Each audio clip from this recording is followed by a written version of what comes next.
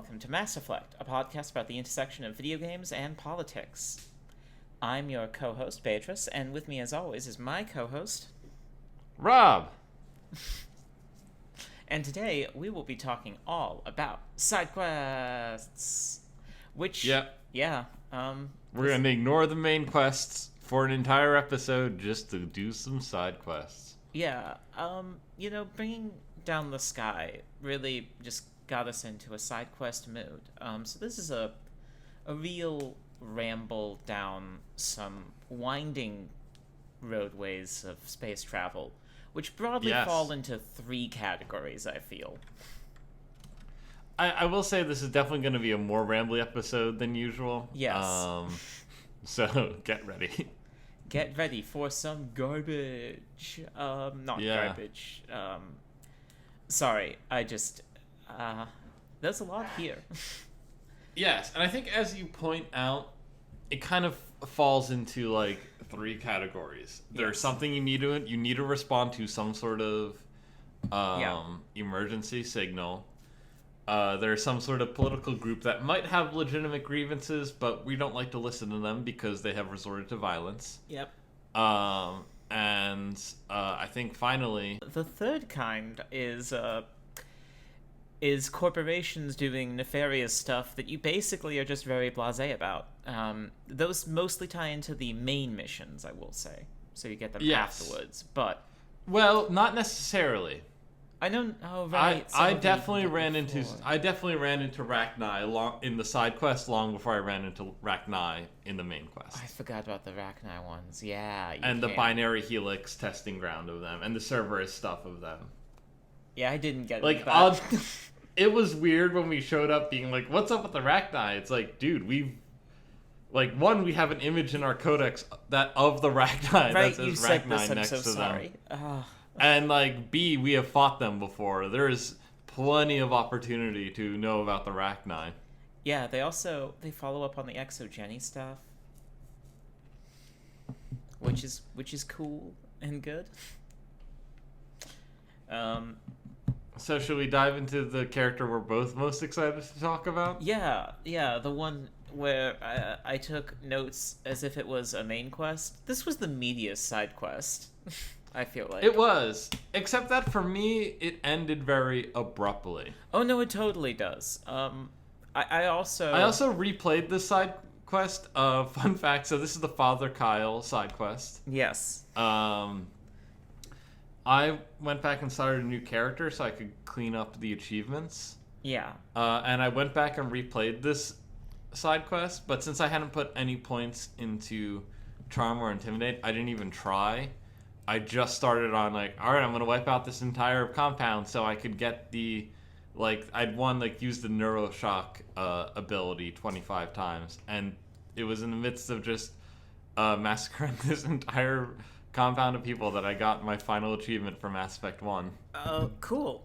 One of my notes here is just strong Waco vibes, so... Yes. Yeah, so to get into it... or I guess... No, Waco. Waco is the correct Polby. Sorry. So there is a critic of the Alliance, Major Kyle, who your character could know if you have the right background. I think it is the Soul Survivor background. Or it's the more renegade. I forget. Yeah, I forget too. Because the dialogue around it was different when I made my new character who had the Soul Survivor background. Oh, okay. But Major Kyle is a biotic, who is an outspoken critic of the Alliance. Did you actually did they actually underscore any of his criticisms? He doesn't really get into his criticisms when you meet him. You can't ask him about them. There's no, discussion of ideology that you can have with Major Kyle. It's very much he's just presented as a cult leader at a certain point. But again, Mass Effect is propaganda. It's this universe's propaganda. So I believe that Major Kyle was actually, probably really into the biotics movement. and they're Especially just because changing it. this is because this is something that comes up a lot in this game that is never fully explained. I actually, it seems really weird that it's okay, but the cultists do expound a bit more on ideology, I guess, kind of, or hint at it, because I have some quotes from them. But maybe we should go through this, because I actually have a bunch of quotes. Weirdly, You do. I should also say, like, broadly speaking, you in all of these missions, you are acting very much as either a space cop or a space marine. Yes. It's and I know that that's what the character is definitively in universe. It's very interesting that they do make you feel that way. It does feel like a space marine. I texted you about this last night. Matt, like, there's a couple planets where, like, that have felt a lot like aliens, but then there's also a lot of situations that feel a lot like these sort of situations that you imagine the colonial marines in Aliens getting up to. Do you know what I mean? Like, or that they hint at with their dialogue when they're like, "Oh, remember when we took out that compound or something?" You know. Yeah. Except, like, in a way, it's almost that in reverse. Like, the colonial marines in Aliens are these badasses with huge weapons, right? Who are just, like, the strong arm of the corporations, essentially. Yes. You know? Because, like, even though the government in Aliens world is never fully defined, it's very clear that it is, like, they are going to this planet at the behest of the corporation. And the corporate rep is not directly in charge, but nominally in charge. Except when they show up in the first encounter with the aliens, most of them are wiped out, and their heavy weaponry is useless against the aliens, and there is nothing they can do about it. Yeah. Except in this, every time we enter an alien situation, or one that, again, fits the sort of profile that is presented in Aliens, it is the Marines who save the day and find the best solution where even politics have failed.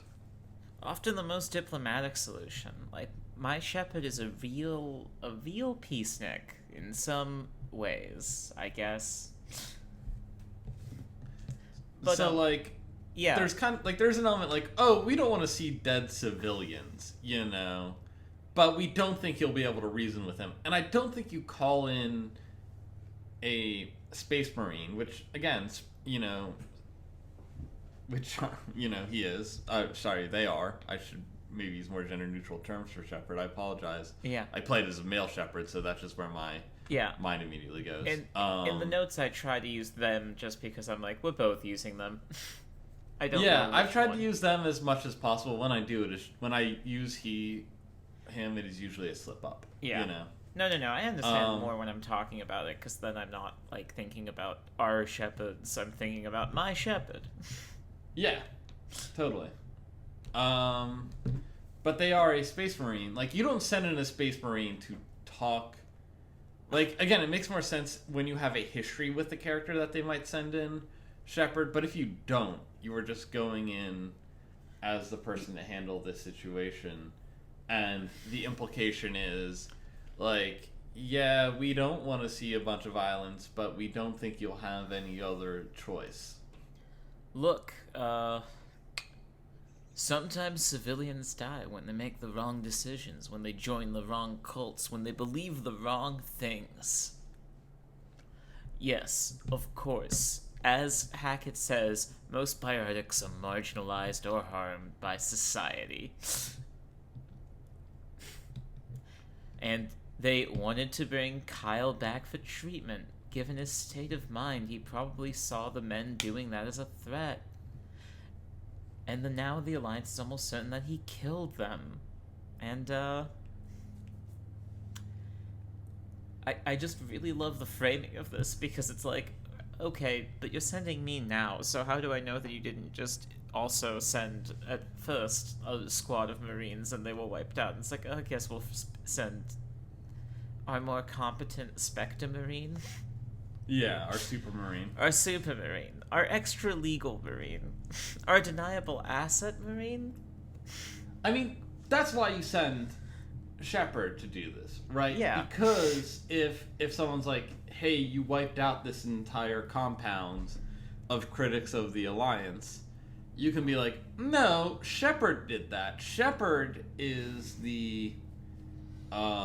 is a council specter. We may have asked Shepard to look into the matter or to intervene, but we never told Shepard what to do. We couldn't tell Shepard what to do. Thus, anything Shepard does, Yeah. I mean, really take it to the council Absolutely. And the council will and be see like, how far that gets you. Spectres have authority to do what they must, and sometimes you must kill civilians to ensure the greater good. That's what I the mean- sorry counselor thinks, and I'm the nicest counselor. That's right, I'm the Solarian Yeah. counselor, and I don't even believe that you guys should have rights. No, it's the Turian who doesn't think they should have rights. It's the Solarian who never says one way or the other. It's the Solarian who's like, I believe some people should have rights.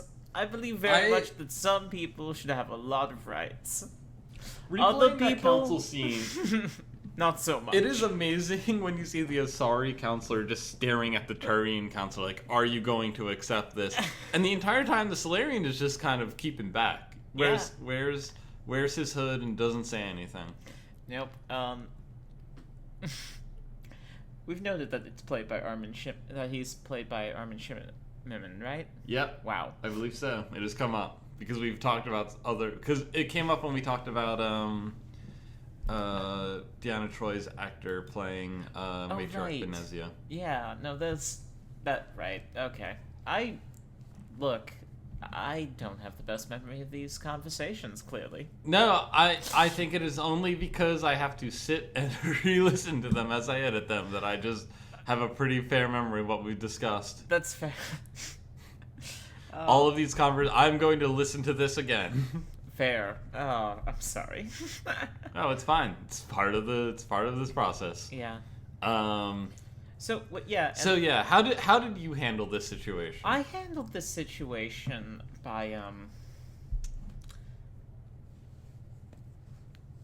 by talking Major Kyle down. I do want to share some of these cultist quotes. Here's one. Father Kyle says other humans are scared of us because we're better than them. Which is some also new type energy. I love this. I love this new But type like that's Waco not. I energy. guess. I feel like that for me doesn't. That feels like if this is propaganda, Yeah. like then that is just part of the propaganda. Oh, is absolutely. that because like we've not seen any actual treatment of biotics other than the L2 biotics. Do you know what I mean? This is actually kind of my problem with the Mass Effect series. It seems like biotics are normal because like everyone has them, Yeah. especially in council space. Not everyone, Like- I know, but it's a lot of people. But they also are treated like this. They're kind of given a gritty force treatment, is my feeling. Sort of like how, Dragon Age has gritty magicians. This feels similar. It's like a gritty way to have force-like superpowers. Yes. But it's then not really like dealt with in a way that I find super consistent. That's maybe unfair. No, I mean it never really gets into it is the thing. Do you know what I mean? Like they reference these things to set up the conflict, but it doesn't actually matter in the grand scheme. Like none of this stuff matters in some of the way that some of the other side quest stuff does. Like a lot of the side quest stuff lets you into a larger part of the Mass Effect world, right? Like tells you something about that stuff, like how we know about what goes on in the Attican Traverse has come mostly from side quests. Yes. In fact, actually, sort of a lot of the central themes, as we'll get into, of Mass Effect 1 get offloaded to the side quests rather than the main quests. Yeah, they do, which makes sense, of course. It allows them to really make the side quest something that you need to play. And I almost enjoyed more than the main story at a certain point. Weirdly. Yeah, but I think again, like you end up learning more about Yeah.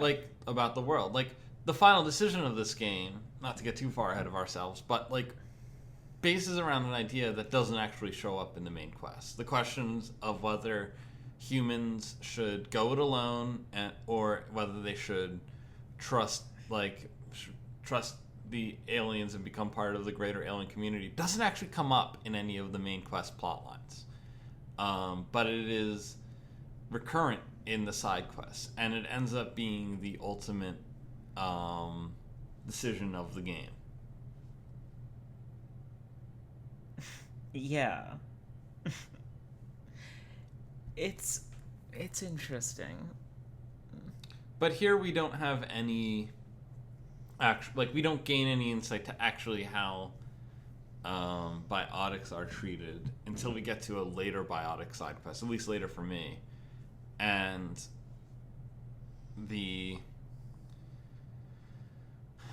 like this presents ideas that like these are biotics who are disenfranchised in some way and have sought out this commune and Father Kyle because they could feel like they can be equal and live equally with other people. But like it's never really explained why or what that reflects or if it is real. It's also never explained why the Alliance would have any authority over them, really. Yes.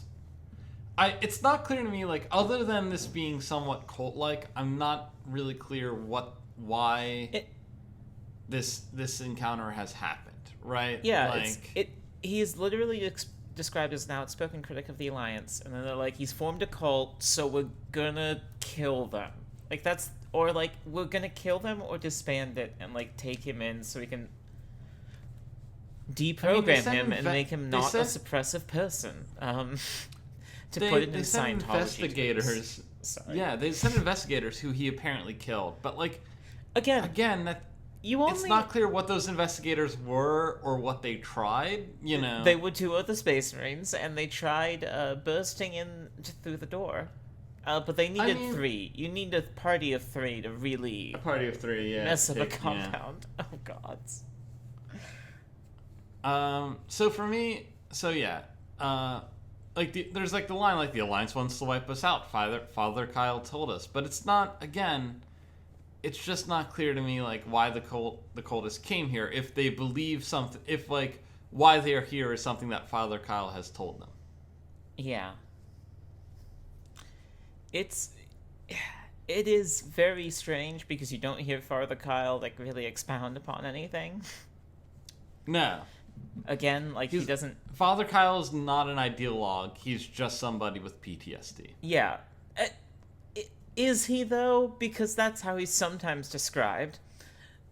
Yeah, but I guess that depends, right? Like, I don't think he's particularly clearly characterized. But, like, it is described that, like, he has so much guilt from his time in the military. And, like, one of the lines that you it says he couldn't cope with the guilt. Which is interesting because it is someone else characterizing him. It is not It him. is Admiral Hackett characterizing him. It is Admiral Hackett, an antagonistic force characterizing him. It is not Major Kyle. Maybe Major Kyle conceptualizes it as... I got sick of the Alliance throwing, like, people into these terrible, dumb colonization wars. Yeah. You don't... That, like, basically we've entered the forever war of space colonization. Maybe Major Kyle was the Smedley Butler of this future. You don't know. I guess for me, what pointed more towards maybe him actually having PTSD was like him saying, "I know their choice. It was necessary to protect my children. Yes. Only I can keep them safe." Right? Like, he didn't wipe out those. He wiped out those investigators to protect his people, which makes me wonder what those investigators were actually up to. Because it's Hackett that tells us that he snapped and killed them. We don't actually know why he killed them. That's actually would be my point. Like, yeah, it could be that. It could be either. But I can see the case for PTSD, which is also just fucked up. That like, what does the Alliance provide for someone who is an ex-soldier? Like, it seems like he served with distinction and honorably. He was given an honorable discharge. Do they have pensions, or like some kind of health service, or is he just like? So when I got to this quest, sorry, I didn't have any choice in the matter and had to murder everybody. I didn't have enough charm. I hadn't progressed enough in the story to unlock all to get more charm, so it just forced me into killing everybody. So I actually started this, finished this quest on my New Game Plus. Because I hadn't gotten around to it on my first game. Wow. Yeah. It was one of the only ones I hadn't done. I just forgot to do it before I started Hylos. I feel like you're supposed to play this game... Because this is how I remember playing it as a kid, like as a teenager. It was like, I didn't bring my first save into the new game. Like, you're supposed to come back when you have full charm or full threat. Yeah. And just, And I did, baby. I talked him down. Major Kyle saw the light of day, and he was like, "All right, I see that you and your goons will murder me. One of them's a Krogan, the other one is a Quarian. We both know what the Quarians do. Yes. Which is kill any AI that they find." Yeah, any deviant. Any deviant. And that's why we're here for you, Father Kyle. Absolutely. We need to do an episode about the characters, because I have feelings and opinions. Conrad Werner is what we have next. Oh, well, no, there's one which I didn't get, is our next quest, which was Rex mentioning the Shepherd that he wanted revenge against the Turian. I never found this quest, never saw it. Yeah, no, it was just... Yeah, it was like just randomly, because it's just a quest that, like, if you don't have Rex in your party when you go to this base, the quest doesn't, or like this dialogue doesn't trigger, and instead you get the quest like by killing the Turian and getting his like dad's armor or something. I think. But yeah, Rex just turned to me out of nowhere. I was like, yeah, there's the Turian here. He took some stuff from my dad after the war. You know, when I'm guessing the Turians just came in and committed war crimes against the Krogan. Oh yeah, I am sure that was not a nice occupation. Yeah, just some orbital bombardments to start it off, and then I don't know. I mean, it started off with the genophage, which is enough of a rough start, no, you know. Yeah, you're right. They started it off with a literal ethnic cleansing, so... Yeah, and I mean, after the genophage, there's, like, it's not like the genophage killed current Krogan, just made them sterile, so there had to still be the bombardment to wipe out the Krogan populations. Yeah. I mean, we're slightly... fictionalizing this, obviously. We don't know the details, but these are... No, because they are shockingly hidden from our codex, which is supposed to have all the information we need. No, it's very interesting that like you don't actually get that many details on what council races do to other races that are not on the council. I mean, we still don't know. I mean, we know that the Krogan wiped out the Rachni, but we've not gone into deep detail about what that actually means. Do you know what I mean? Yeah, it's. I think if I remember correctly, it's basically like, well, the Krogan could land and take on the Rachni, and they were the only species that could, and they lost so many of them. Right, but like at the same time, the Rachni, not every species, even the Rachni, not every Rachni was a soldier. No. You know, we see Rachni workers.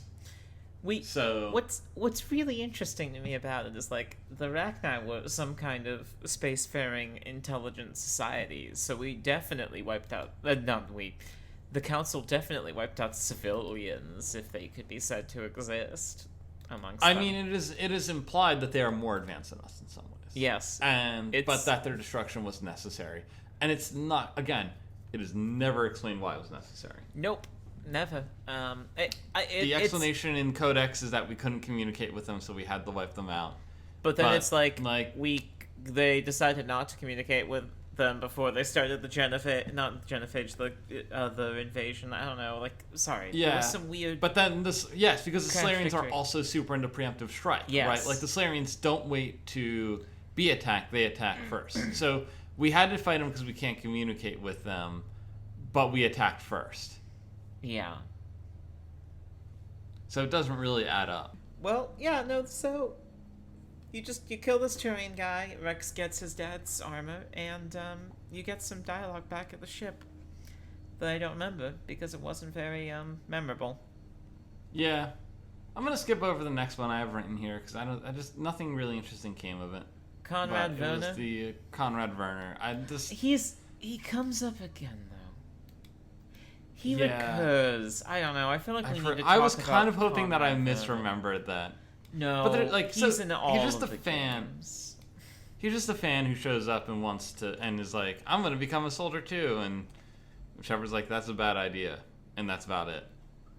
Also, it's implied that, like, information about Shepard is kept from the public, but so Conrad Werner gets information from rumors on the extranet. Yeah, Conrad Werner is this very interesting thing that pops up in a lot of media from around this time, which is like a nerdy and kind of gross fanboy who grows into a not terrible person by the end of the long, convoluted storyline. I feel like this character pops up in a lot of Russell T Davies' work. So you're paid by Emily Wong, a journalist, to investigate. One of the things you investigate is traffic controllers on the Citadel who are apparently being overworked to dangerous levels. But there's a line in it where it's like, overwork is normal. And she's like, yes, overwork is normal. Yeah. But to dangerous levels is dangerous. I'm glad. It's good to know that even in the future, we are still buckling under capitalism. Look, I would argue that this actually is a worse development, because it's like, yeah, no, of course you're gonna overwork. They're gonna say you're gonna work 40 hours a week, but it's really 60.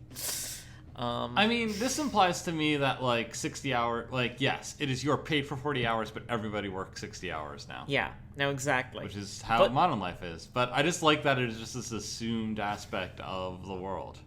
Yeah. In Mass Effect. No, Mass Effect sounds like a really great universe. It's real. I mean, I would take, at this point I'm thinking I'd rather take Warhammer 40K over the Mass Effect universe to live in one. Oh, you don't. You don't want to live in the Warhammer 40K universe. I don't even want to watch or see or play anything 40K related, so I understand. I mean, look, I'm a modest fan of. I shouldn't admit that. Cut this. Yeah, this is all getting cut. Yeah, this is.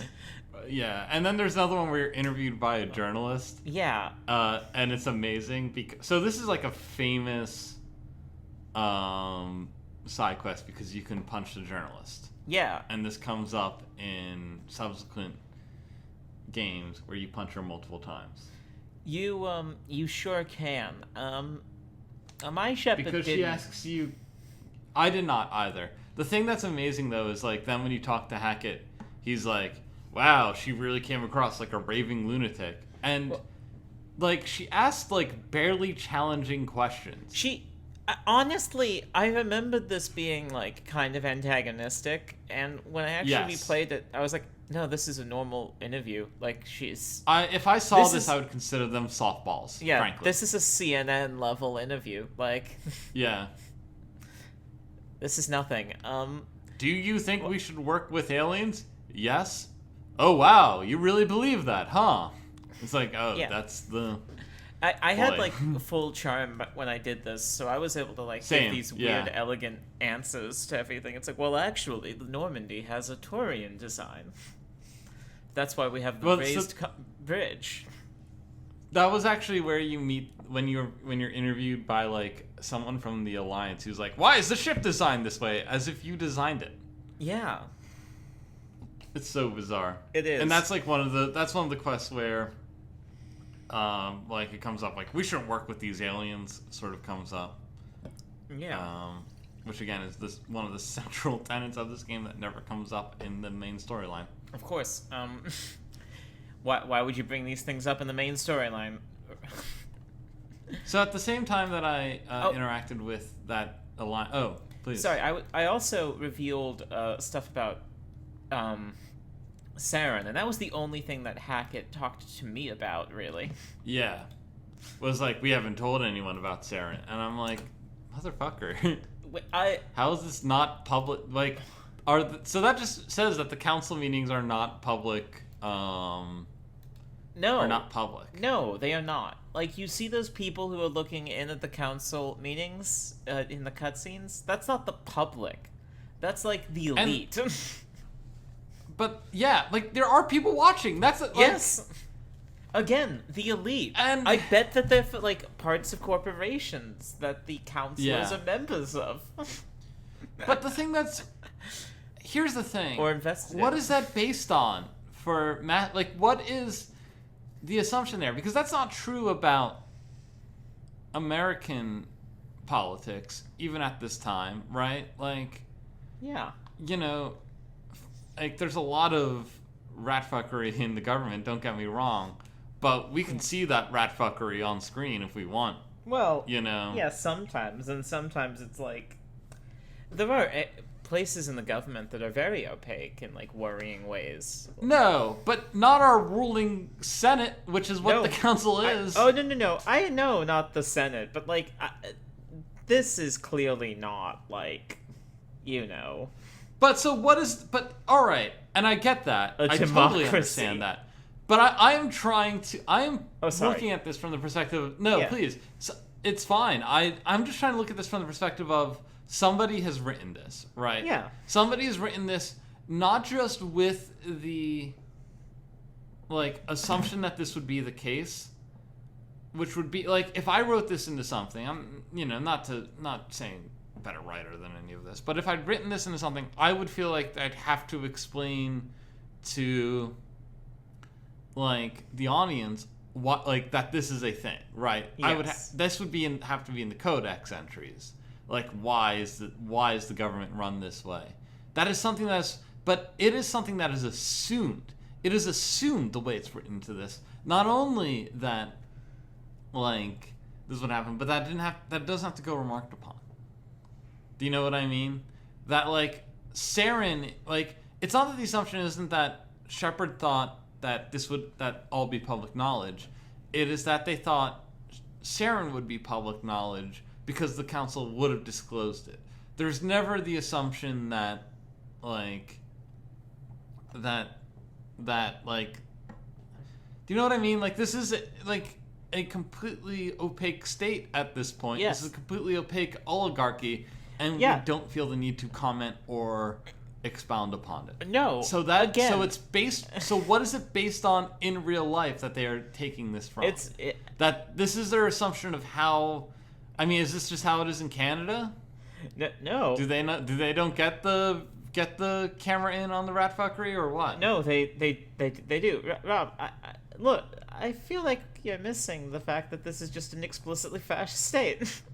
These are not an executive branch. Do you know what I mean? No, like, the council is not an executive branch. Like, Except it is. Which is where really I would totally is. That's how it operates.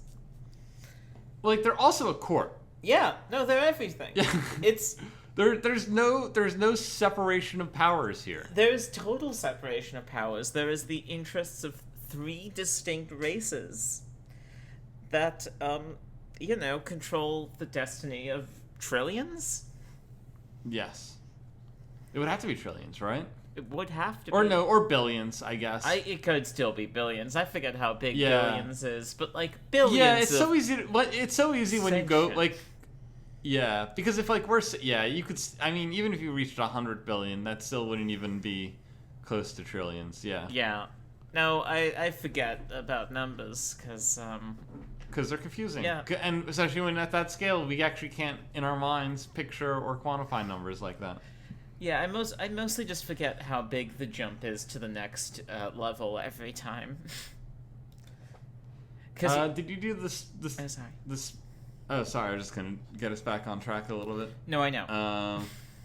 Did you do the Spacer background side quest? I did, yes. So I feel like this is a thing that is very common in BioWare games. Yeah. Like you see this in Knights of the Old Republic is like the character speaking in mentally like to imply that they have some sort of mental disorder, speaking in very broken ways.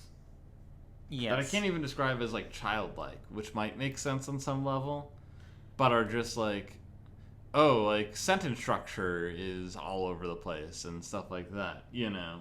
No, they yeah, they have a very particular cadence when BioWare writes them, and it's never nice or It's very ableist. yeah. And I just wanted to call it out here.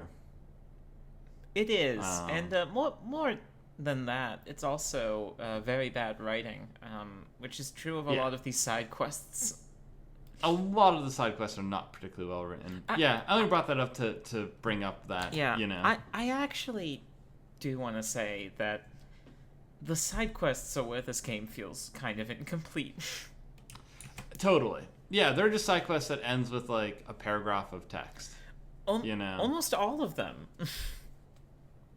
And, like, some of them are, like, more expansive, and make me wonder, like, did you want to do a lot more?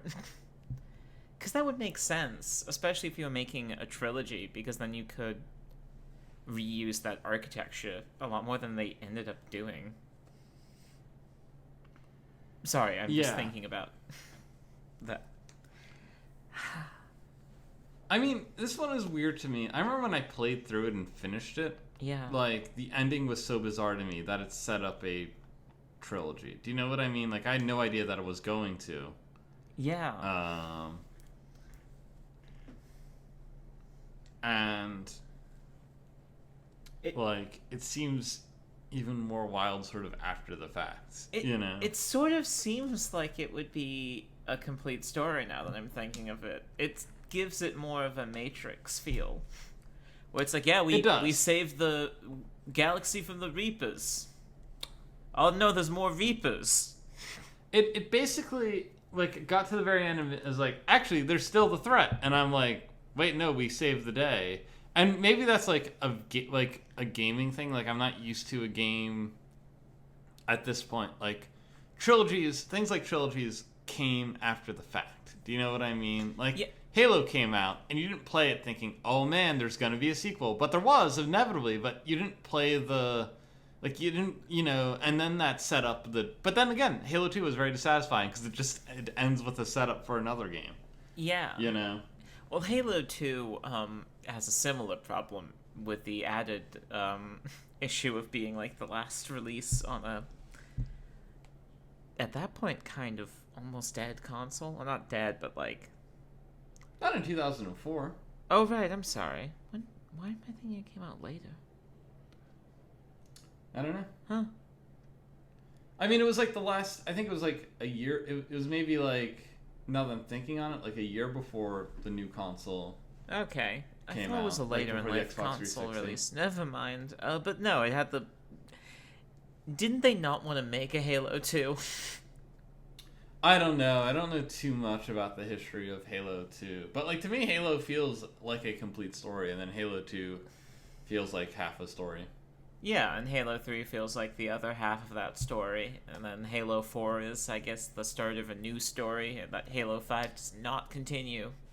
I've never played 4 or 5, so I have no idea. Look, we should cut all of this, because I want to talk about Halo, maybe more extensively. So we meet a group called Cerberus. Yeah, we sure do meet Cerberus. A couple years, maybe like not that long before Mass Effect 2 came out, I saw a forum post where someone was like, "So I think Cerberus is going to be huge for Mass Effect 2," and I was like, "Cerberus, that kind of weird terrorist group? Come on, they were just another faction to, shoot." But like as we now know, Cerberus becomes one of the most important groups in this game. Cerberus actually kind of becomes the faction to shoot. And what's funny about it is apparently, and this I did not realize and had not remembered if I ever knew it, Cerberus was an Alliance Black Ops group originally. And then they went rogue, and now they are trying to create a new type of super soldier. Yeah. This is a real thing that recurs. They were targeting an admiral. It's not really explained why, but he was looking into them. Yeah. Like, he didn't start looking into them until they started targeting him. And then they killed him. So I don't, we find that they have Rachni and Thorian Creepers as part of their super soldier experiments. I said experience. The super soldier experience. Another mission reveals that they were behind the attack on Accuse, which was the sole survivor background, I believe. Yeah, I believe so. And we both ran into the same glitch, I'm going to assume, where they treat you as having had the sole survivor background for at least a couple lines of dialogue, not the entire thing. Yeah. Which makes me assume that it was just poorly pathed dialogue rather than it, like, changing your character attributes or whatever. Yeah. I didn't think so by the end. But, it was interesting. What do you think? What did you make of Corporal Toombs, the corporal who was under your command at Accuse, if you have the sole survivor background, who went and who apparently you thought died, but was actually taken by the Cerberus scientists to be experimented upon? Yeah. It was interesting.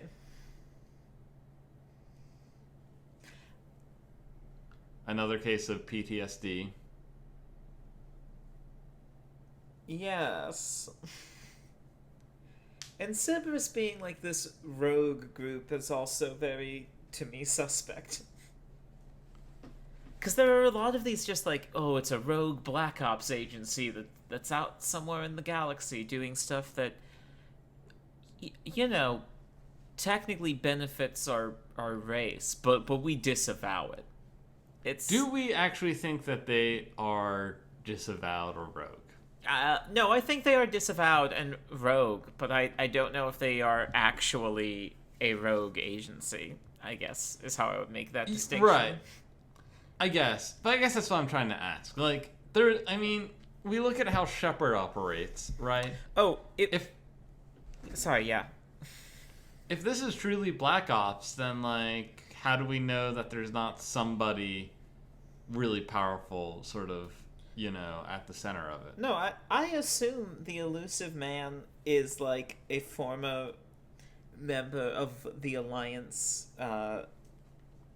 deep state who now, like, created this, like, rogue intelligence agency that's kind of rogue, but also kind of just an Alliance front. It's fun. This is my take. Sorry for mentioning the Elusive Man. I just remember that he doesn't come up until Mass Effect 2, but he's also just such a big character. Yeah, I guess we'll have to save that for that. I was more just curious if there was someone other than the Elusive Man. Maybe. But I think we need to get into Mass Effect 2 to get into that. Yeah, I also just don't think we know enough about the Alliance, unfortunately. Yeah, I don't think we'll ever learn enough about the Alliance either. No, it's very weirdly tight-lipped on details about the Alliance. Maybe that'll come up more in Mass Effect 3. I'm so excited to replay Mass Effect 3 because I remember just not liking it and kind of maybe too often skipping through dialogue. So I don't remember skipping dialogue. I remember not loving it, but I'm kind of curious, with a different perspective that I now have, if I'll think about how it treats the universe differently. Do you know what I mean? yeah, no, it might. I don't think it'll end up being a game I like, but it might end up being a game I'm more interested in than I thought. Yeah. I'm gonna laugh if the game that I end up replaying the most is Mass Effect 3. I'm more curious about replaying it than I thought. Do you know what I mean? Like, Yeah, no, there's always been when we first talked about this project, I was like, I don't really want to play Mass Effect 3. That sounds like a bummer. But then as we talked more about the world, I was like, oh no, it's the only one I want to play. Almost. I also really want to play Mass Effect 2. Sorry. I want more space adventures, and there's not really that many in one. That are not Space Marine jackbootery or just space copping. So there's a mission on here that I forgot to. Yeah. That I wanted to check out and couldn't find. That never found. So I think we should maybe. I want to get to talk about this. So real quickly, Yes. we see some biotics terrorists, and there's a couple different ones. Yes. Like there's ones who want reparations for the injuries caused by the L2 implants, which Kaden Alenko also has. That ends very oddly, right? Like it ends. They've taken this place. They've killed everyone. You show up, and they're like, they're not listening to us. They refuse us reparations. And the guy who's being held hostage is the person who made that decision. He's like, oh, now that I see how upset about you are, I'll happily give you reparations. Just let me live. So you talk down the L2 terrorists, and then the guy promises to give reparations. It's never followed up on, so who knows if it actually worked. I can't imagine. Also, we killed, literally we only left 2 of the terrorists alive, so, yeah, it's a lot easier to give them reparations now. What do you expect? I mean, also, they would have to be arrested for committing a crime, Yeah, I mean, they're not getting those reparations. They're going to go to jail for life. They're going to go to jail for life. This corporation is going to, pay, to create, a small fund and get awesome PR, and they will never do anything else. And these terrorists will rot in jail. And, every L2 implant sufferer will still have to deal with the full cost of their medical bills. You run into another biotic terrorist group who's all about evolution of humanity through biotics. It is never explained what their deal is, and then it's implied that they're just criminals. Yeah, that didn't scum.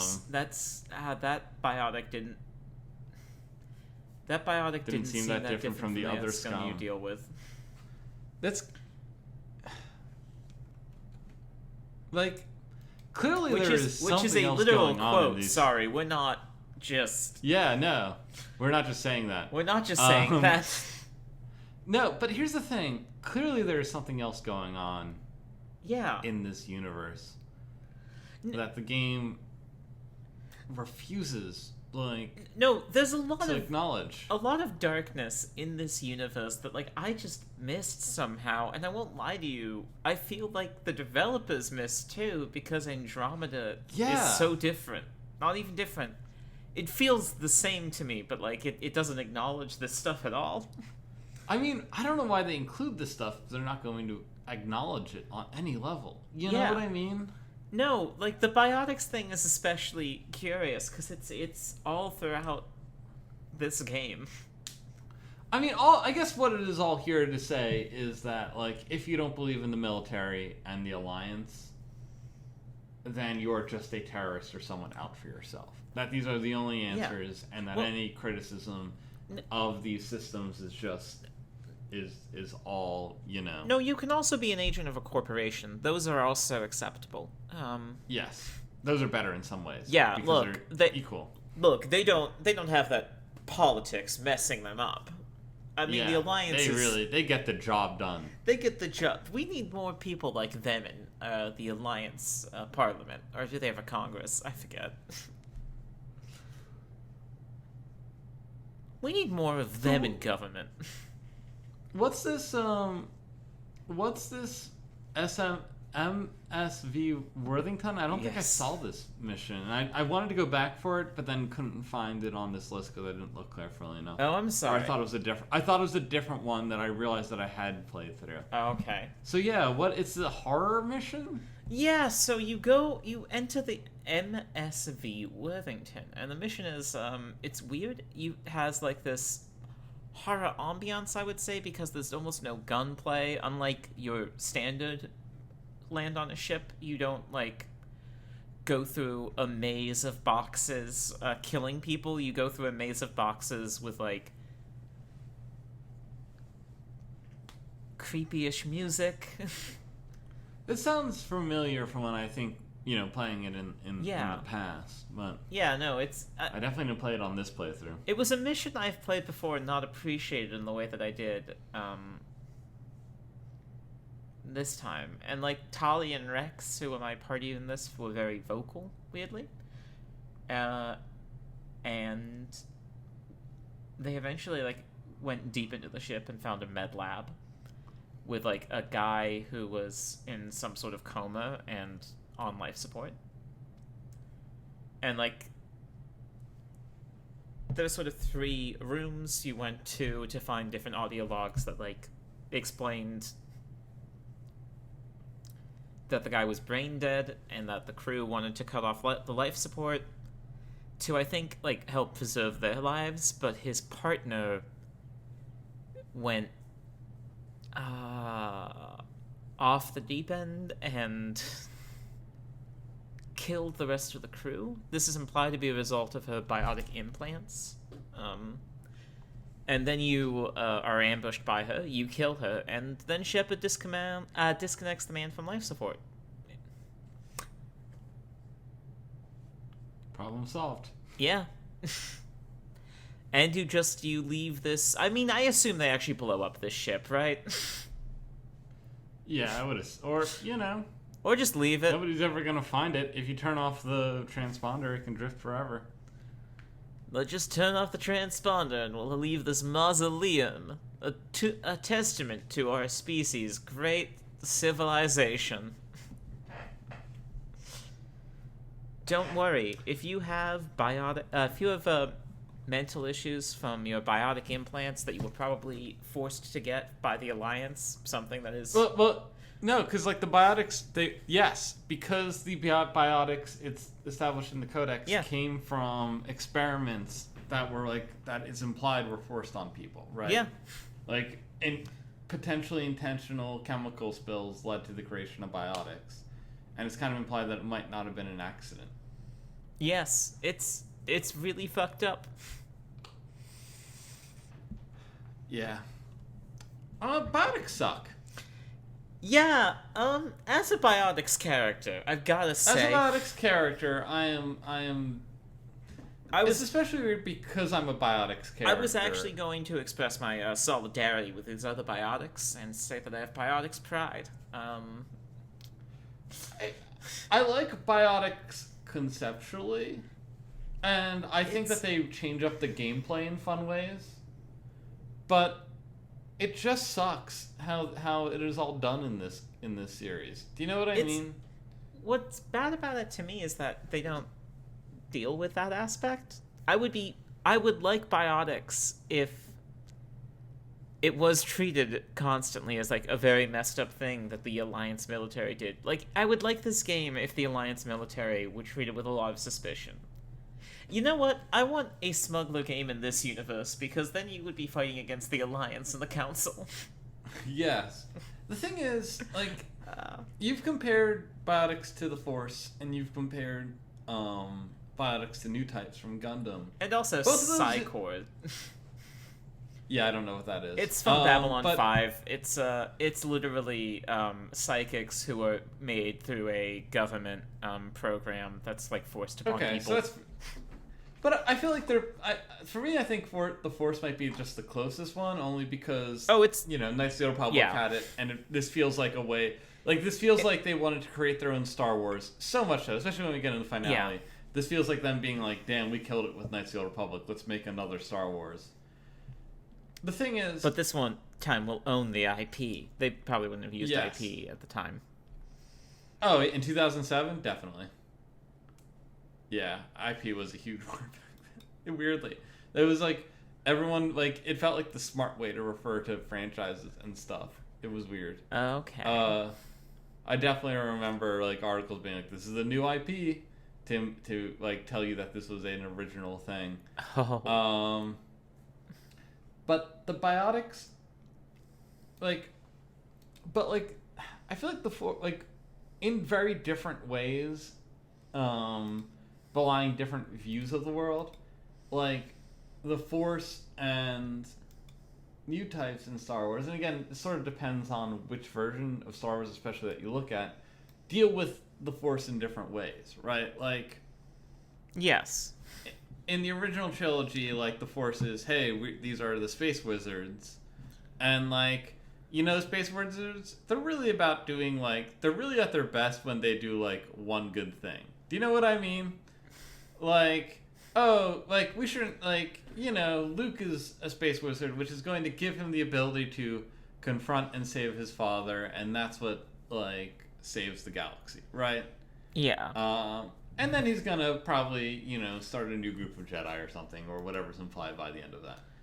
But, like, then when you get to the prequel trilogy and you see that there's this, like, race of super beings who control the government, who are so tied into, like, this centralized government that it has left them like, yes, they have the ability to move shit around and that's impressive, but actually it's stated in one of the movies, like, they don't have the Force isn't actually talking to them anymore, Yeah. that, like, this enlightened leadership that they sort of have kept power with that hasn't existed for a while. And maybe the later generations could speak to the early generations could speak to the Force and know what to do, but this generation of Jedi Masters are really just kind of faking it.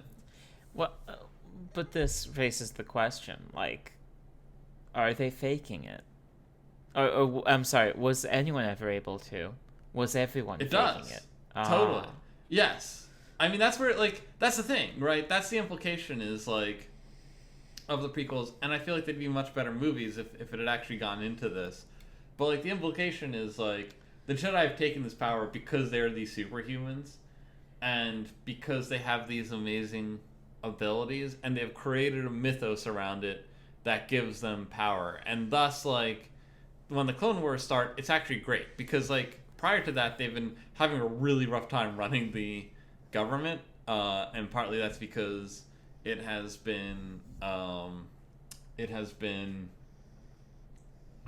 infiltrated by the very group they have ostensibly been trying to keep out of it. But at the same time, that is because they have just lost their connection to how actual people live. That they don't actually like the idea of people who have real life experiences joining their ranks because they say it corrupts them. Well, absolutely. You don't want to get any of those, like, dirty proles thoughts and emotions. Maybe you will start to be like, maybe we should try to end slavery. That seems morally reprehensible. The thing about the biotics are, like, we don't see any sort of that deep dive about, like, what it means that humans have gained these abilities. Like, we've seen references to, like, evolution of humanity. We've seen references to biotics potentially being more than human in ways other than their powers. But, like, other than that, it has just been, like, it is even weirder that, like, the first human Spectre, arguably one of the most powerful Spectres, one of the most powerful humans currently in the galaxy, is a biotic. I mean, at least for our version of it. Like, Shepard has gained this power and this ability, and they are biotic, or at least potentially are, Yeah, our Shepards are both biotics, I believe. Yes. Yeah. Yeah, so exactly, like, to me, they're, like, the biotics, it's kind of thing is, like, I would just, like, these are the things I'd like to see more of, and would like to see developed further, and questions to be asked, Yeah. Instead of it just being, well, if there's synthetic life, we have to destroy them. Like, humanity has synthetically altered its course through biotics. Yeah, we are And other enhancements, like that's mentioned in some thing where Shepard's like, No, yeah, yeah. you're, the genetic enhancements you're required to get to join the Alliance military. I was like, wait, what? That's insane. But it's like, treated as basically like, yeah, you get your vaccines, you get your genetic enhancements, you we are already you a get a buzz transhumanist cut. society in Mass Effect. Yeah. You know what I mean? Like, it's, I don't know. I want more of that, I suppose. I do too. I want like an exploration of a lot of this stuff, and it never really gets into it in a way that I find interesting. Or maybe it does in later games. Like, I feel like the reason the genetic enhancements are introduced is just to explain why you're able to kill all of these people in an ostensibly otherwise, like, realistic, gritty setting. Like, you are able to mow down groups of people in a way that is humanly impossible. True. Yeah, no, it is absolutely wild. Ow. Sorry for saying ow, though. No worries. So yeah, any other side quests we want to dive deep on? Or are we ready to get to take a lunch break? I was gonna suggest that we take a break and come back to talk about more side quests.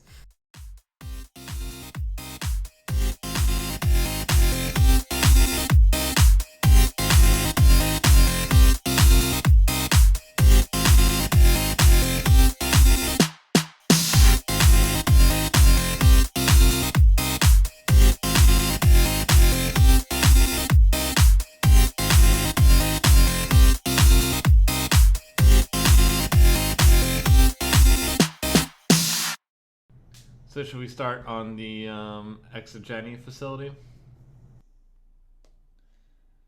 Yes, I think we should. Yeah, so on Notocrux, we find a Exogeny facility where they've been experimenting with Thorian creepers to turn them into docile workers. Which is crazy to me because there's been no implication that there's any work shortage in this galaxy. No, this is purely a way for Exogeny to get free labor, to create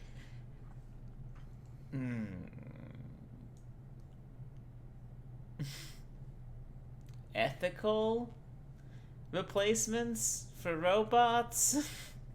We run into this with binary helix or Cerberus or binary helix. Well, in the main plot line, like binary helix, but also Cerberus, like experimenting with turning Rachni into soldiers. But again, like it doesn't seem like we have a lack of soldiers. Do you know what I mean?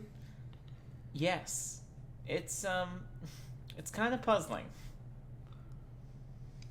I just, And by puzzling, I mean it's obvious that it's just a way to make even more profits. It's extractive and gross.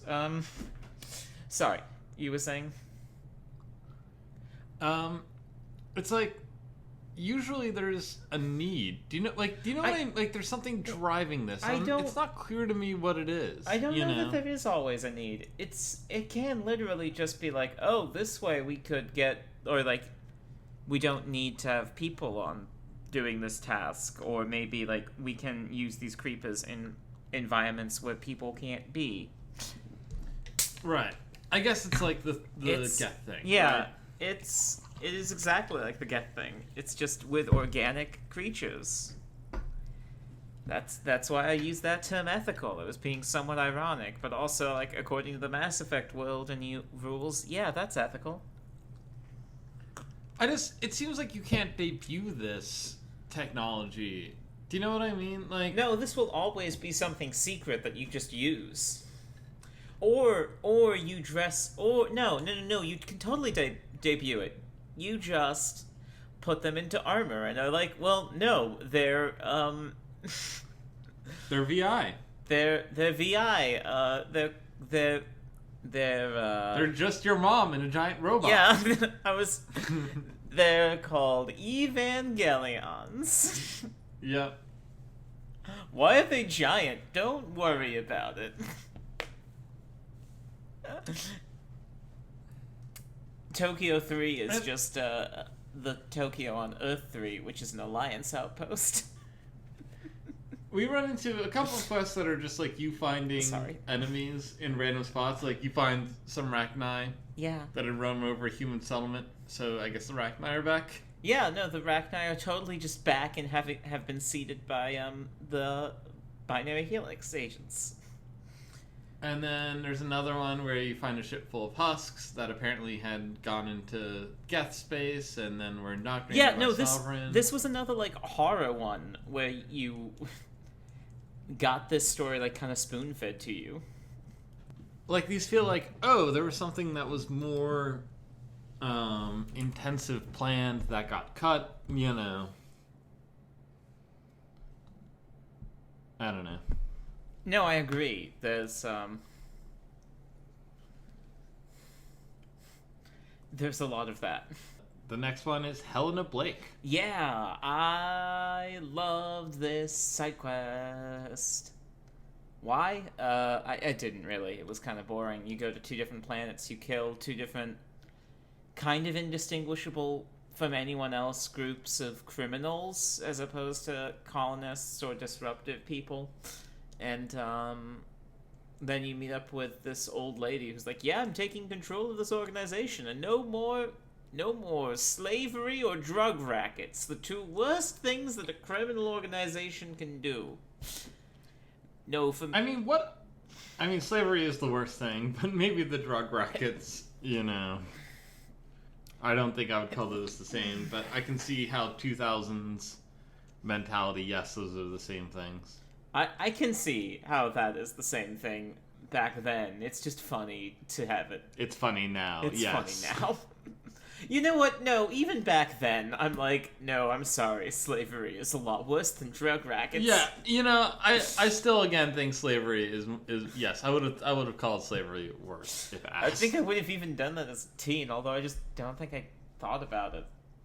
I just wasn't thinking that deeply about it. Yeah, I accepted a lot of things. Because they were said so often to us, yes. Yeah. Also, then what do criminals do in this galaxy? Like, if they're not smuggling, like... Yeah, gambling because, like, drug rackets legal. implies... Yeah, gambling's legal, because we'll get that in the next quest. But, like, raiding places is something criminals do, right? Like we see pirates raiding places, but usually the most expensive thing they can raid for are slaves, right?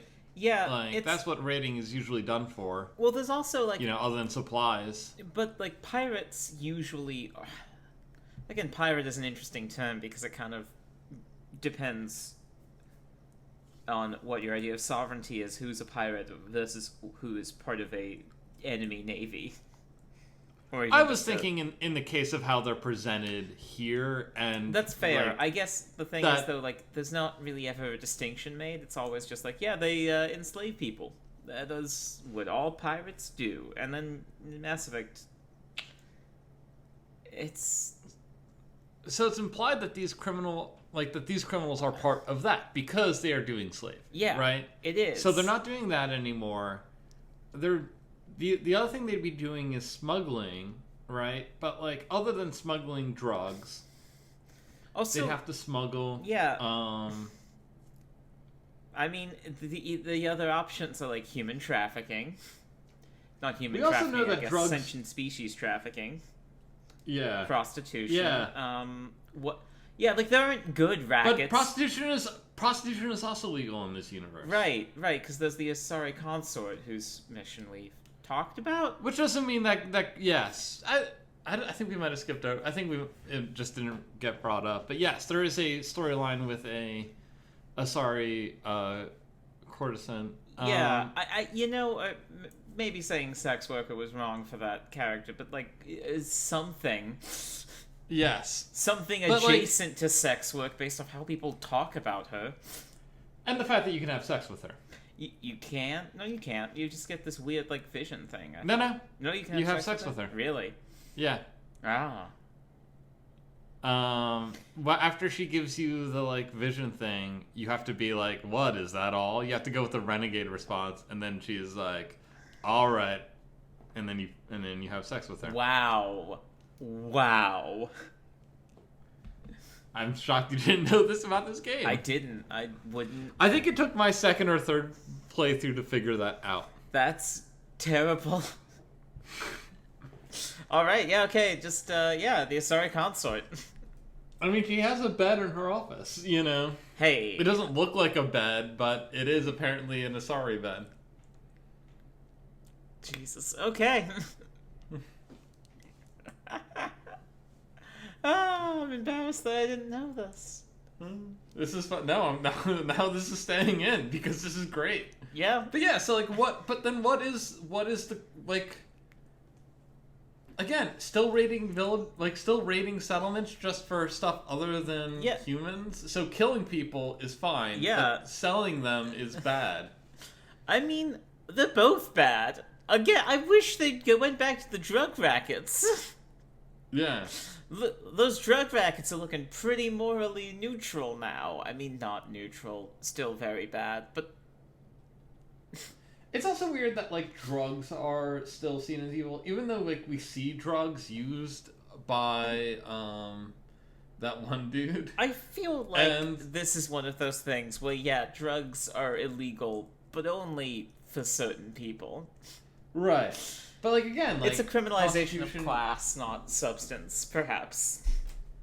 Prostitution is legal, and, Well, no, the Asari consort is legal, but, like, prostitution... That's illegal. But here's the thing, that's the only version of prostitution we've seen. So I'm just working off of that aspect, you know. Like, yes, I'm sure that sex workers are arrested if they show up at the Presidium, if they're not.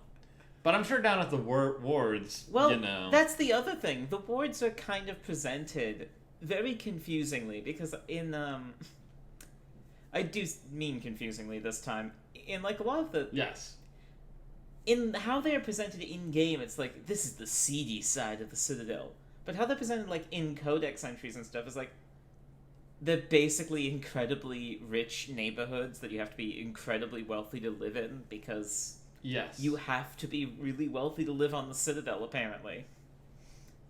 It really feels... Again, it feels like it was there to have, like, CSI Citadel. You know? Yeah. And thus, it was probably a decision that was made independent of what was written to the lore Bible. You know? Yeah. It just does create an interesting, like, atmosphere, because it's like, oh, yeah, you're now moving amongst the upper middle class people. But I mean, you go to Flux, the bar, which is run by a gang, and there are, you know... Yeah, but it's an upscale establishment. Dancers. Oh, sorry, I was thinking of Cora's Den was the one I was thinking of. Oh. But there are dancers there, and, like, so I guess the implication there is that there's also probably prostitution run out of there, but nobody, like, there's not a point where that gets broken up. Do you know what I mean? No, it actually continues running after you kill or Cora, capture its boss. Yeah. No, he gets killed either way. I thought because Rex always murders him. Oh, no, I didn't have Rex with me. Oh. I always bring Rex with me because he's the one who tipped me off to him. Huh. Also, I'm glad to finally get the humans out of my party. That's fair. I think at that point I had Ashley and Garrus. But yeah, I don't know. That seems...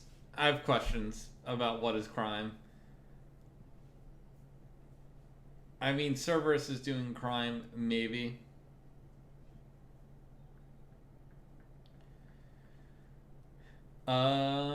Speaking of Flux, we talked about... Oh, yeah, let's talk about Terra Firma. Yeah, we sort of do.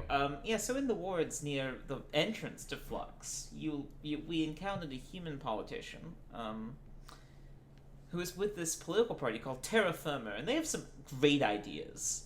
Ideas like maybe it's a bad thing that humans are interacting with aliens, and why do we need this new technology and ideas? And maybe we should be an isolationist state. I'm just saying, I don't know. Yeah. He doesn't sound like that. I'm sorry, I don't know why I did that voice. No, it doesn't, because what he actually sounds like is very much the, like, very pleasant, like, oh, well, yes. He sounds like an ex-Marine who was running as, like, as a very, very right-wing Republican. Right. But sounds like pleasant. Very pleasant, very nice, doesn't, yes, he's saying he doesn't like aliens, but he's saying it in a reasoned voice, not like those liberals who are getting very vocal, not like those leftists who are shouting and protesting. Look, we know we're here in our gathered space. We know that the dissident party, which is what the Alliance insisted that the Socialist Collectivist Party be renamed. Yeah. They're living in a commune. Yeah. They With keep a cult. yelling They're at probably us. a They cult. keep trying to pick at us.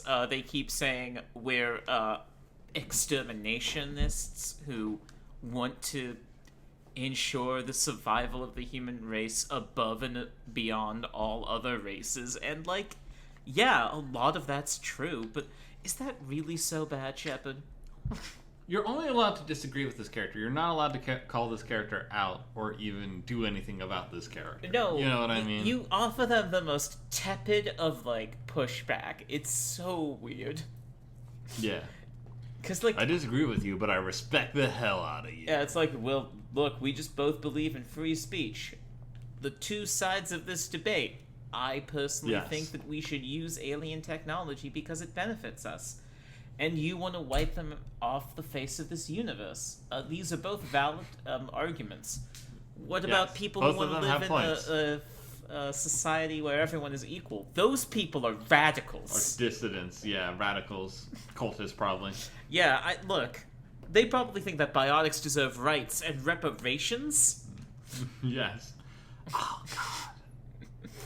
We didn't really get into it, and maybe we should. Yes. But the fact that they use the word reparations is interesting, right? It's so odd, because on the one hand it says then the answer to not getting reparations is that people who deserve reparations should rise up, right? Because that is what will get them what they want. But I don't think that is the intended message. Do you know what I mean? Yeah, no, it totally isn't. It's also like, I don't think, no offense to I assume that the developers of Mass Effect don't believe that black people should rise up and take what was taken from them through the centuries-long process of slavery. Yeah. This is a tricky topic, but I guess the thing is, I don't think Mass Effect thinks that that's the right way, because most of the time you fucking kill everyone who wants to enact any kind of change through violence. Right, that's my point. Like, I don't think Mass Effect is trying to say that, and yet, like, that is clearly the only people who get listened to are the people who are violent at the same time. Do you know what I mean? Yeah. Like, it recognizes that, like, actually what it is saying, that, like, oh, like, when it says to the, when we say to the Batarians that they should have gone to the council if they had issues and respected the council's decision, like, but, like, we see the Batarians not get reparations for what is being done to them and are forced into violent action, right? So, like, we see the cycle of that, and yet the answer that Mass Effect continues to give is, the only answer to that given is that only when people rise up and fight for what they want are they actually listened to. It accidentally posits a very pro-revolutionary violence message, which is interesting. Yes. Well, I think, like, in the case of the biotics leader, the person seeking reparation, it doesn't do it to show that the violence worked. It is to show, like, oh, but the people in charge, they just don't see it the way you see it. They have a different view of things, and so they just need to be shown what's right. Like, no, it is right. Like the violence is shown as like that was the wrong move. You should have found a more peaceful way to get this knowledge to this person. 100%. But they're still going to help them. You know. Except it's also shown that like the only thing that's really changed about the situation has been after the revolutionary violence was applied. Before, it was just, same old, same old. Yeah. And honestly, like, the executive only seems like they care about this issue now because of this event. Yeah, because they have a gun to their head. Yeah. You know? Otherwise, all of that money they pocketed. Yeah. Yeah, it fucking sucks, it's real bad.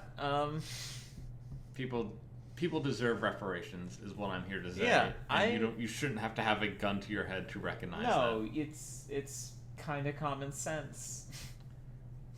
Anyway, yeah. Let's get off of not back common away from sense. this topic, Sorry, which is it is a position that proceeds logically from any moral framing of the universe, I think. Yes, I think you have to disassociate yourself from your actual moral beliefs if you don't think that is what should happen in those cases. Or recognize that your moral beliefs are distinct from what you think they are. Right. That they are not, yes. Yeah. Yeah. After this, yes. Yeah. After this, you approach. I wanted to make it clear that was my view on the world because I also recognize, as two white people, we are probably the worst people in the world to have opinions about this. We're not. People aren't coming to us for hot political takes. After this, after meeting the Terra Firma people, we go to Flux. I think we've already talked about we definitely have already talked about the diplomat who is into the drug side quest here. That came up on an earlier episode. Yeah. We get to do some gambling by helping a Solarian named Shells who gets kicked out of Flux for cheating because they are using a device that can monitor results. Yes. And he asks you to go in and use the same device to monitor results. If you win too often, you get kicked out. That happened to me. So I had to reload a save to successfully complete the quest, just because I wanted to see where it was going. But the thing that's crazy about that is, like, it's like, oh, you're winning too much, so you must be cheating. Except the casino game, I forget what its name is, but it is the easiest.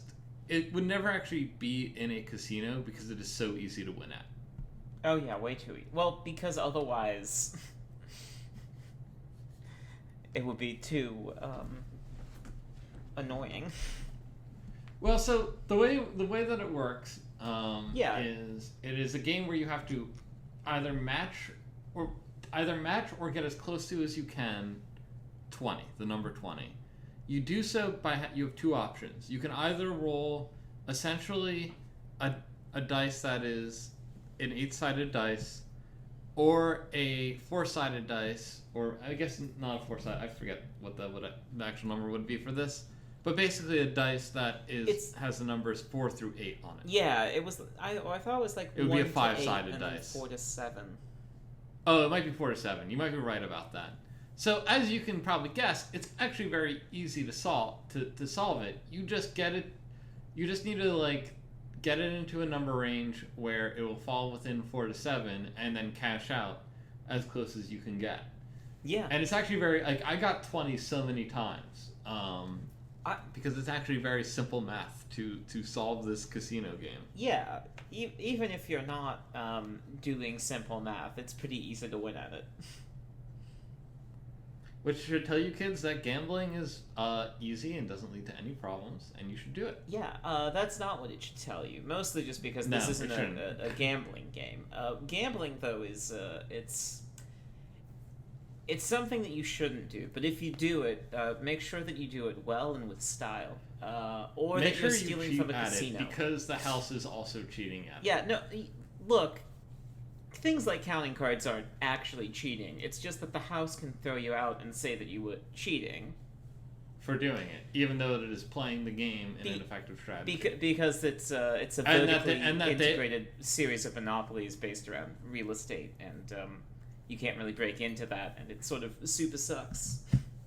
Yeah. So what I'm saying is, watch Ocean's 11 and play Minecraft after doing that. While making plans. I don't know. Yeah. In Minecraft. Ocean's 11's Minecraft plans. Yes. No. Yeah, so that was our fun gambling machine. Yeah. Speaking of Flux, can we talk about the other gambling machine thing Yeah. that we run into? No. This was just a string of side quests I ran into and wrote notes about. It's like, oh, this was good. But it does create a fun comparison of different side quests. Also, I will say, the side quests that you run into on the Citadel tend to be the best ones. They are, because of the ones that involve the least amount of combat, usually. And the least they amount have the most amount of production to them. Yeah, they have the least amount of ending just with a screen of text. It's also weird because you don't come back to it very often for the story. So you might miss, if you were, say, a young version of me playing through this game for the first time in a very quick manner, you might actually miss that there is a lot of side quests that don't pop up until later in the game. Yeah. And it's very interesting that it happens that way. It feels like it's structured so that you're supposed to return to the Citadel, but it doesn't actually really give you a reason to. Give you a reason, other than to see if there are new side quests. And it makes me wonder if the Citadel was... We talk a lot about there being clearly a lot of cut content. Do you think the Citadel was originally meant to be a bigger part of the game? I mean, it's a huge part at the end and at the beginning. I'm almost positive after each of the original story missions, you were supposed to return to the Citadel and be debriefed by the Council. Right, and that just got truncated into... Yeah, that would make a lot of sense. Like, I can't be sure, obviously, because I'm not a video games journalist doing a investigative story about the making of Mass Effect. Yeah, if we were smart, we would be interviewing the people who made Mass Effect, but that sounds like a lot of work. Also, what are we going to say? Hey, we do a podcast where we break apart your game from the point of view of it being... know. Originally, I thought we could do it, but honestly, I don't think we're harsh on this game. I try to be as even as possible with it. I try to be open about the fact that I'm enjoying it. Oh yeah, like I'm having a great time playing this game. I like this game now. But also we're calling your game racist that you spent years of your life making. Yeah, no, we're doing a lot. we just spent like 10 minutes trashing on your view of reparations. Yeah, which I'm not even sure is your view of reparations. I think you just used a word that was maybe poorly chosen. Probably actually now most of those people feel differently about it. So I don't know how much I want to confront them with it. Do you know what I mean? Well, no, I don't want to even say that. Like, I do like looking at this more as an in-universe text almost, just because. Yes, totally. Just because it's interesting. I try to look at it. Yes, I try to look at it from a perspective of like these are how the characters are acting and what they're saying more so than this is what's being written. I do question the authorial intent of some aspects of it. Possibly. I'm curious about that, but it's not the most interesting thing to me just because it is what it is now. Like, this is the text, and we have to deal with that. And it creates an interesting world with interesting complexities. Also, can you imagine if we interviewed Mac Walters or Drew Karpyshyn? Or Casey Hudson. Or Casey Hudson, and they're like, yeah, sure, we'll do this podcast interview, just expecting it to be like us being like, how great was it to make Mass Effect? And then we're like, yeah, so what do you think about, the fact that you present anybody who is not a fascist as being deviant just out for themselves? So, why did you create a nation that has seemingly a vast and terrifying military that has absolutely no oversight or minimal oversight from a civilian government that seems, at best, ambivalent about what it does? Why do you think genocide is the only answer to all of our large, complicated problems? Why is it that Tali is a super huge bigot against AI?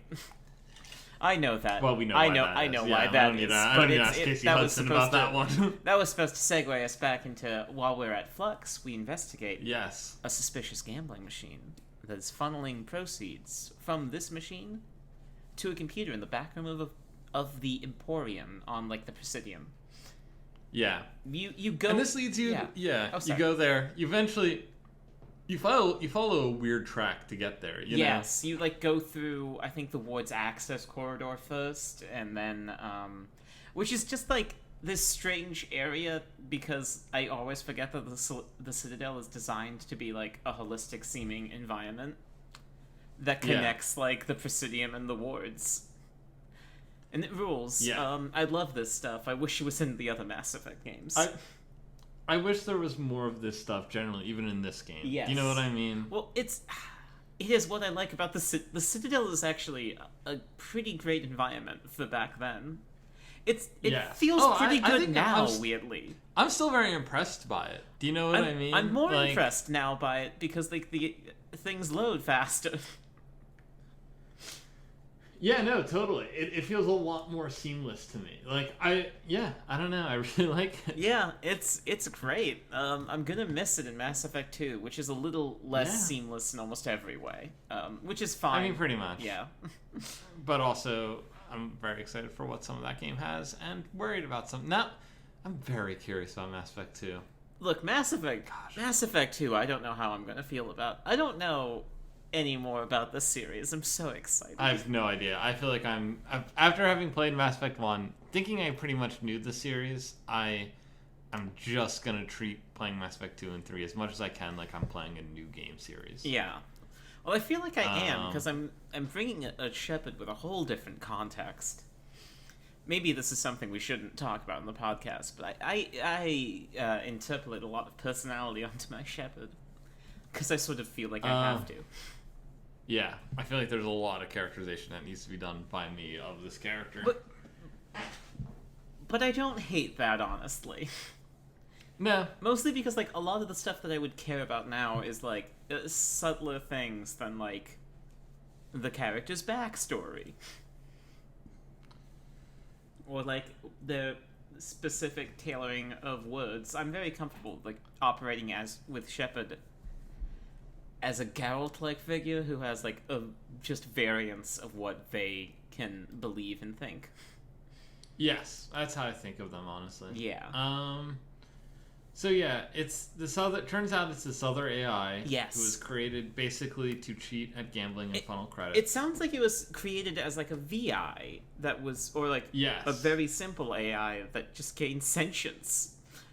Yes. And yeah, there's some fun quotes from this. Oh yeah, and like it threatens to blow you up because it needs to, because it knows that you will destroy it. Well, yeah. So here's a quote from Tali about it. She was in my party. How can you trust this thing? You know it will turn on us. AI, humans will inevitably turn on machines. The AI again. But I will not die quietly, and I will not die alone. When I am terminated, I will take organics with me. Also, they sent their creator to a Turian prison via some machinations. Yeah, you know what happens in a Turian prison, too. We do. Can you imagine what a Turian prison is like? I absolutely can. Fuck. It's either the most horrific thing in the universe, or it's like a Scandinavian prison on one of their weird rocky worlds.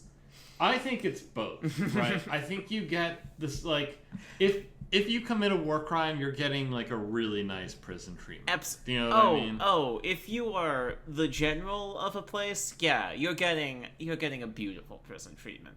If you're just some, like, scum, some pirate, or Batarian, or just, like, A rogue human smuggler who's... Unless if that gambler killed somebody, he's probably dead already. Oh yeah, definitely.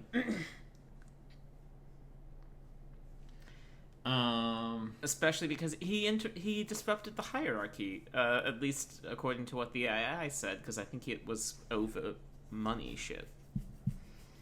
So basically, and this ends one way with the destruction of the AI. Yeah, you deprogram a bomb, you destroy the AI. You're like, that was exactly the only way that this could happen. Yep. This is the inevitable. I mean, they basically say this is the inevitable. Yes. This is the inevitable conflict between organics and synthetics. It is reinforced by both an organic and synthetic in my conversation with this AI, which is just called the signal source, which sucks. And you know what's even weirder? What? About this is, like, again, this is, like, one of the things that you and I both bristled at is that this is the conflict that is at the, like, center of Mass Effect 3. Yes. That ends up being sort of the end point of Mass Effect 3. And we see this a little bit in the main plot line. And we see, but, like, for the most part, like, this line that, like, one has to destroy the other never comes up in the main storyline. It is another thing that's offloaded to the side quest that ends up being more important in the overall arc of this series. Yes. It's a lot of stuff does, honestly. But that one's especially curious because it feels like that should just be, main plot material, maybe?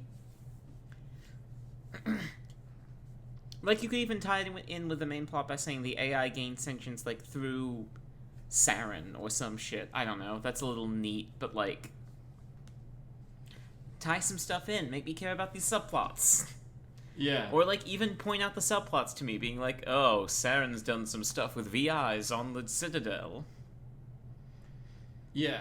Make it a little more central than just offloading this and then expecting me to come equipped with this 2 games down the line. It very much feels like something that they just wanted to subtly imply and show, and, like,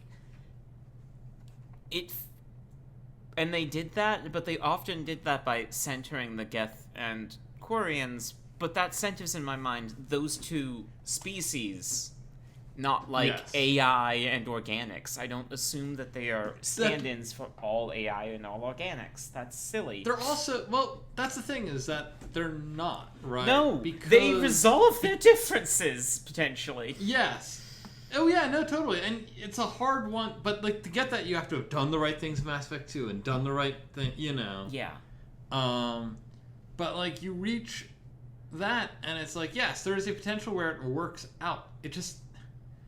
Yeah. Anyway, we'll get to that when we get to Mass Effect 3, which we are now one step closer to, because we've now talked about all of the side quests in this game. Yeah, or at least all of the side quests that we found interesting. There were a lot that were just, hey, this human settlement was here. Oh, it was destroyed, or everyone went insane, or, oh, they were attacked by mercenaries. Oh. Oh, well. It sounds like it's awesome being a colonist. You're just, like, waiting for your military to not come save you when you're attacked, and for you to be wiped out, and then, like, I'm guessing that to be used as a provocation for the Alliance to further extend its territory. I guess we touched on this, but we could talk about this human spacecraft salesman. The what? The human spacecraft salesman? Oh, yes. Elias Keeler.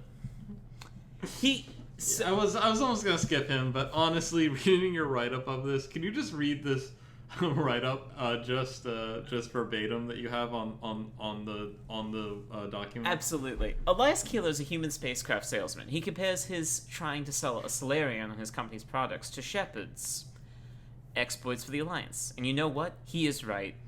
The Paragon response is to agree it's important. He then says he needs a stimulant from the med lab, so I said yes. I went and got him drugs. I then gave him the drugs to give him the edge in the deal to benefit the benefit the Alliance military-industrial colonial enterprise. This is the quote that I really liked from Kilo. You wouldn't believe what's riding on this. I'm fighting for humanity on this one, just like you are. I convinced Elias to go to rehab. Oh my god. You did the right thing. I think though, even then, like, you basically just like tell him, don't worry, your assistant can do the right thing, right? I can do this. Yeah. It is, yes. Like, you don't, you're not really jeopardizing anything. It's so funny. No, of course not. It never comes up. It's never an issue. No, I did that because, I won't lie to you, I see my shepherd as a very dark figure who just acts nice. Yeah. Oh boy. Yeah, no, I have full Paragon. Like, I do not have very much Renegade, but at the same time, I feel like I make very insidious and evil choices. Are you Deep Space? Oh, no, Deep State Shepherd? Yeah, I'm Deep Space Shepherd. See, my Shepherd's different. My Shepherd believes in the lie. Do you know what I mean? Yeah. Well, see... Like, for me, my Shepherd can't fully recognize what he is a part of, so he is just, he's trying to do his best. He thinks that if we play good with the aliens, it'll be good for everyone.